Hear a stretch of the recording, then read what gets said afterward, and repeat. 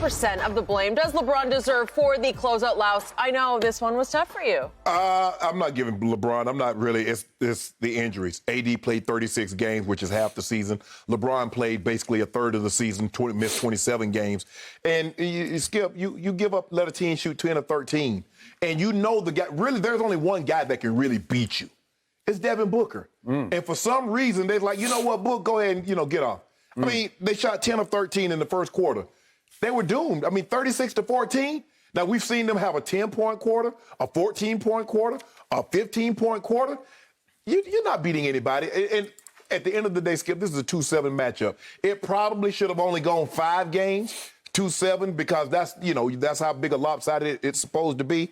But it just goes to credit what people thought of LeBron and what he's capable of doing, that he would a lot of times was favored, even though he was in the 7th seed and he was playing a 2 seed. But Skip, it's just hard to place anything other than injuries. And when we saw the game, we talked about AD. I said, Skip, you had this injury. I've had this injury. You're not playing no NBA game with no groin injury. You did say that. And you were absolutely, utterly, unequivocally right. Skip, a lot when I'm talking about injuries with other players, a lot of time I've had those injuries. I've had groin and hamstring and quad and calf injuries, fractured eye sockets and broken collarbones, so I can speak. And I like to think I got a very high pain tolerance. He ain't playing with that. First of all, you can't move. You can't move side to side. You saw how he was moving. Plus, this isn't about pain tolerance. Once it's pulled, and you got no shot. Yeah, go ahead. You can see the way he was walking on the court, Skip. So for me, I just wish, and I think that really turned things around. Because I'm not saying they would have won this game had AD not played. Yep. But, now all of a sudden AD plays, 2 minutes into the ball game, and now you got to bring someone else in. I don't know why Frank Vogel made that adjustment. Skip, Marc Gasol cannot play the high pick and roll. What did they do constantly last night? High pick and roll. Guys getting wide open threes at the top of the key. That's not his strong suit. I get it. He can space the floor. But what he might give you offensively, he more than takes away defensively. So for me, Skip, look, Book and Crowder, they went crazy in the first quarter, blew the ball game open. Sure, I would have. And I thought someone texted me last night and said, well, how many shots you think LeBron needs to take? I say he needs to take at least 25, but he needs to shoot like 65%. So I know he's going to make 16, that's 18, 19 of 26 shots for the Lakers to have a chance. And it wasn't even close to that, Skip. They made a valiant effort, try to come back, cut it to 10. I thought if they could have hit one of those threes, maybe get it to 7, put a little bit more pressure, but give the Suns credit. What do? Come down 3, 2. So what could have been a 7-point lead, all of a sudden back up to 17. But I can't put any blame on LeBron. LeBron didn't play well, but I'm not so sure had he played well. He would have need to be 20, what was that, his last year in Cleveland, where he did what he did against Boston, what he did against Indiana, what he did against some of those games of Toronto, Skip. I just don't know if he's able to put those type of games together over a period of time anymore. That might be a thing of the past, and so that's why I'm saying I believe he needs more help. So yes, I'm saying when we boil this down to the percent of blame, Shannon Sharpe is assigning 40. to LeBron James. Oh, 40. You went to 40. I thought you were going to go 0. No, 40%. I give him 40%. Okay, all right. Well, that's better than you said he got, none. Yeah, 40%. I give him 40. Okay.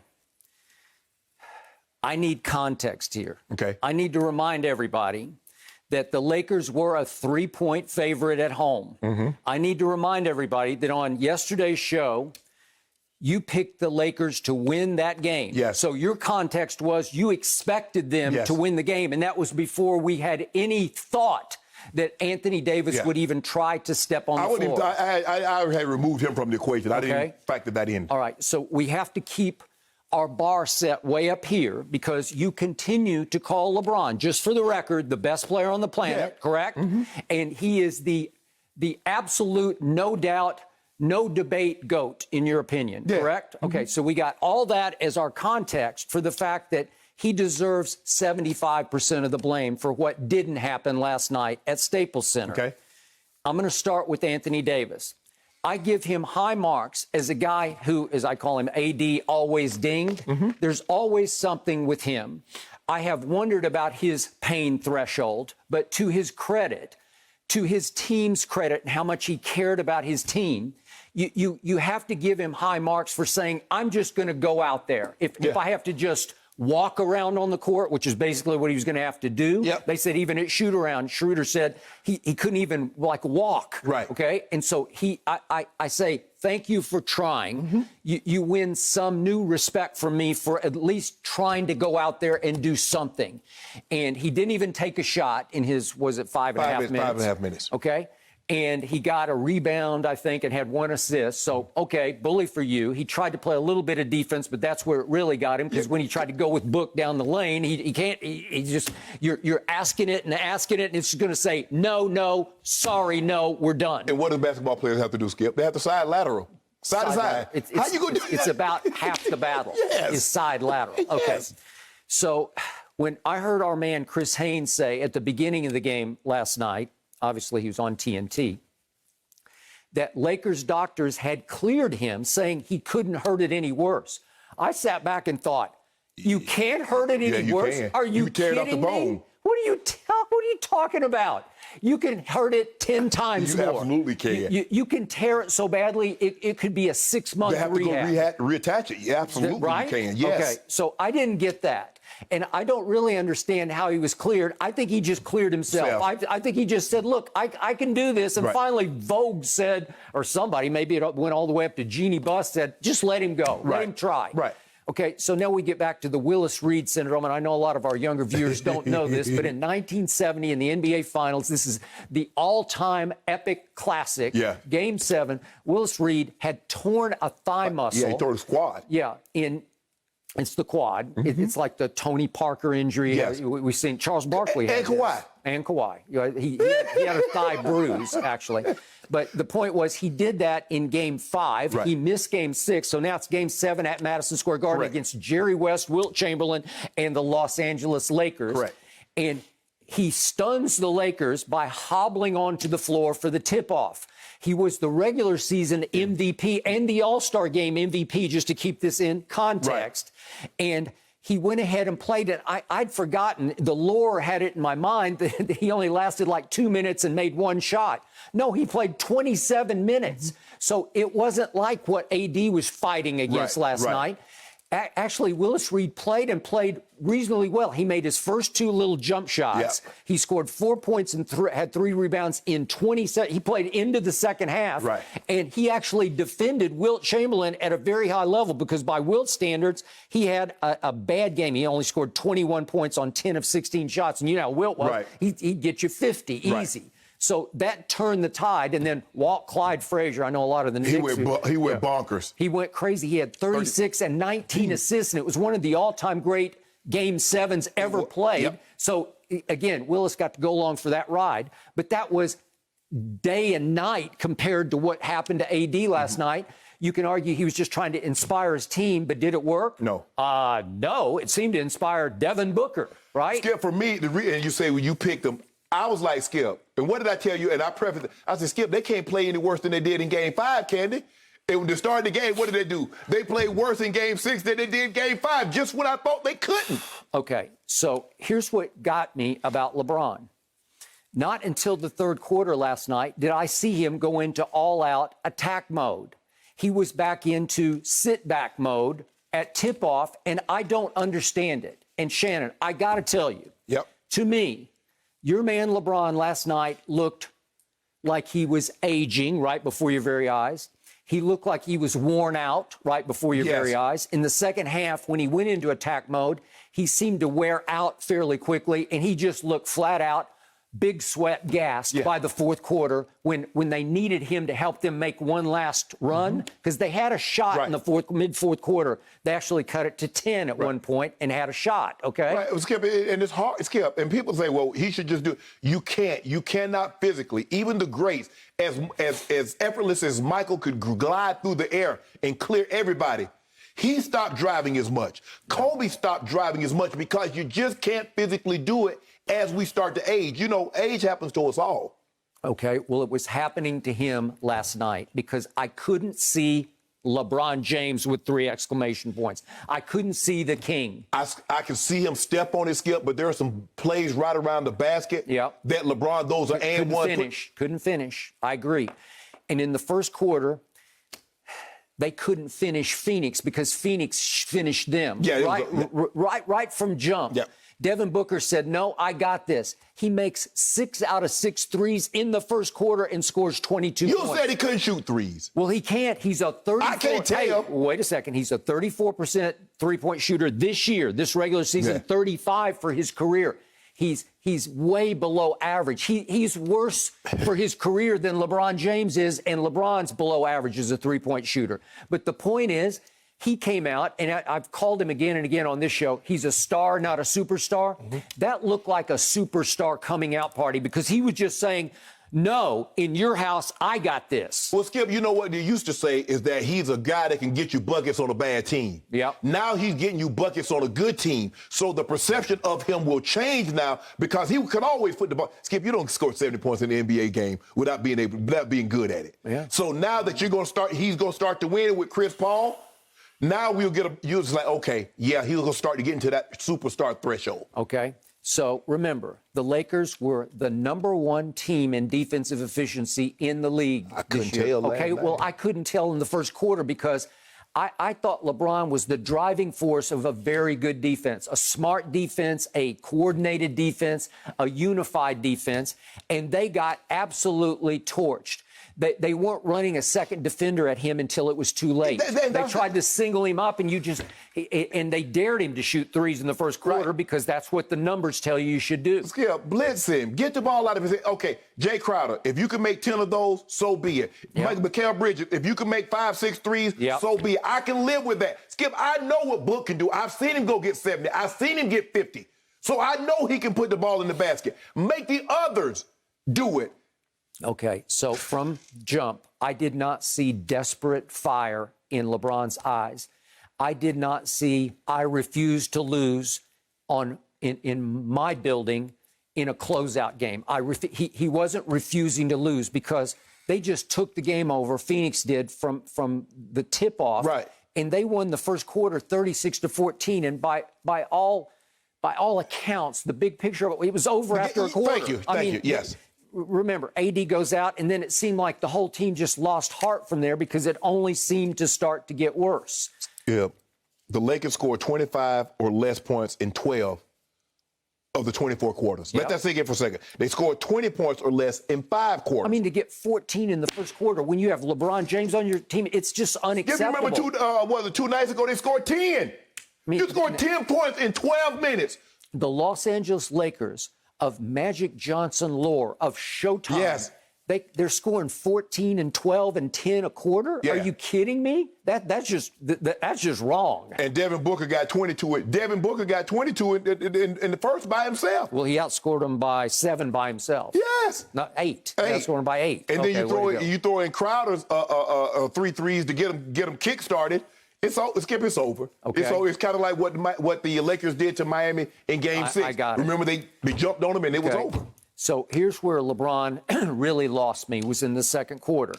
It's getting completely out of control. It's 45-18. And if we could see what he did at 45-18 with the turnover pass, this just looked like he didn't care anymore at this point. I don't see LeBron do this.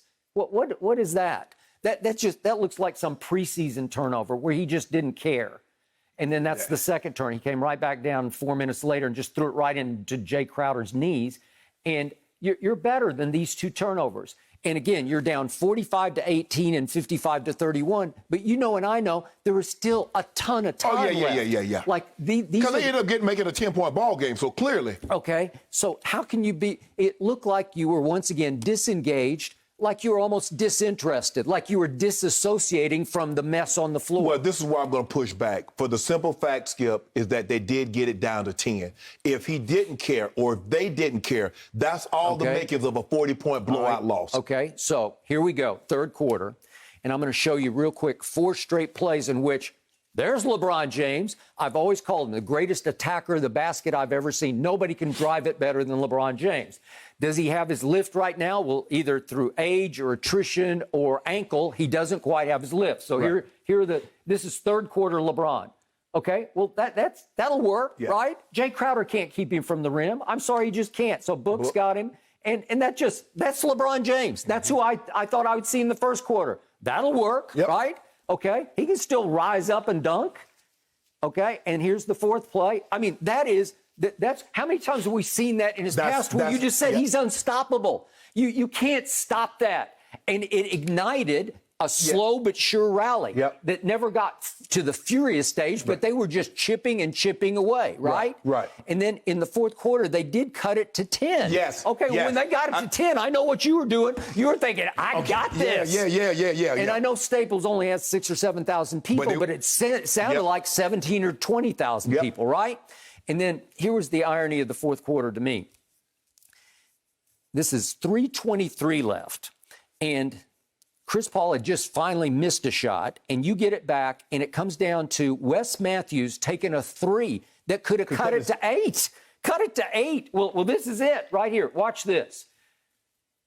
Okay, this is it. That's the shot of the game, and he missed it pretty badly. If that goes in, I think the roof falls on the Phoenix Suns, because remember, LeBron had played almost 40 more playoff games than the whole Phoenix roster combined. And I think at that point, it wouldn't have made him old. I think it would have made him too experienced for the Phoenix Suns. I'm watching with Ernestine. I said, hey, you better buckle up now because the Lakers got a shot. And when he had that shot, I thought, Wes Matthews, but here's the irony of that.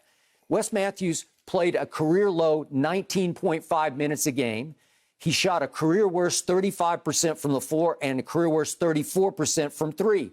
And he averaged 5 points, 2 rebounds, and 1 assist for the Los Angeles Lakers. And somehow it comes down to Wesley Matthews has the shot of shots, right? Yep. Well, he wasn't that guy for you all year. So you had the wrong guy taking the right shot at the right time. But you see what they do? They force the ball into someone's hand, someone else's hand. Now, what were the Lakers doing? Okay, go ahead, Book. Get what you want. Jay Crowder. Okay, I understand the first three games, Jay Crowder was not shooting the three well, but he's very streaky. He sees a few go in early, well, you're going to have to deal with it. Well, he made his first one, and then he made 6 out of 9. Right. He made like his first 3, Skip. And I got to give him props because he's taken a lot of abuse through this whole series, some of it from LeBron. If I could remind everybody, this was your pinnacle of the series, was Game 3 with 7 minutes left. Right. Remember what LeBron did to him? He was just clowning him. Oh, yeah. Just take. This is the end of Game 3. It's a blowout. LeBron's got this. LeBron got this. Watch Big Penguin. Watch Drummond on the sideline on the bench.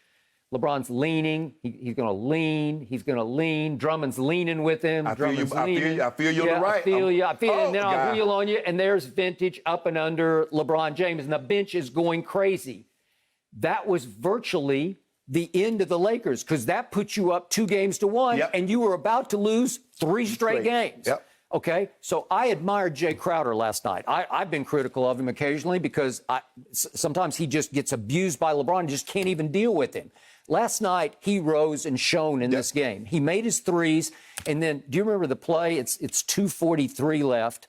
This was sort of the epitome of Jay Crowder actually outplaying the king in his house. This is the last play. Crowder blocked that. From behind, he just goes up and blocks it. Watch this. Crowder just goes up, and they gave him a clean block. And it was like the ultimate humiliation for LeBron because that pretty much just ended the night right there, right? Basically. Skip, like I said, he missed a couple of those right around the rim, Skip. He had an opportunity, and the LeBron that we know, he finishes those. He missed a bunny last night, Skip. I mean, he left it short. And then he got it back, and he ended up Jay Crowder ended up tying him up for a jump ball. But, Skip, I know a lot of it at the end of the game, there's a lot of talking. I don't have a problem with Jay Crowder. I don't have a problem with Booker doing all the talking. To the victor goes the spoil. Well, finally, the ref said, you guys are out of here. I don't think they tossed Booker, but they tossed Jay.